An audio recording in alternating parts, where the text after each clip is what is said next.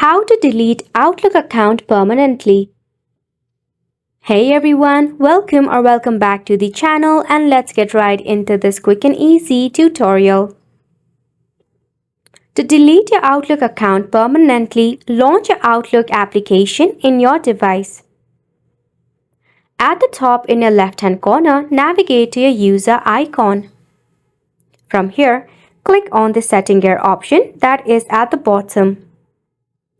Scroll within the General option and tap on the Account option. Click on the account you wish to remove permanently. Then scroll down to the very bottom. Over here you will see this option, How do I close my account? You need to click on it. After which you'll be redirected to a new page.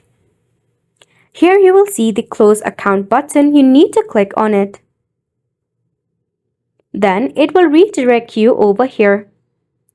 Now you need to go ahead and enter your email address that is associated with your Outlook account.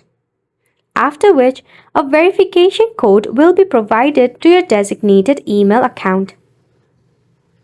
Enter the OTP code or the verification code to verify that it is really you. Once you are verified, you'll be able to delete your Outlook account permanently. And just like that, you have made it to the end of the video as well. Thank you so much for tuning in.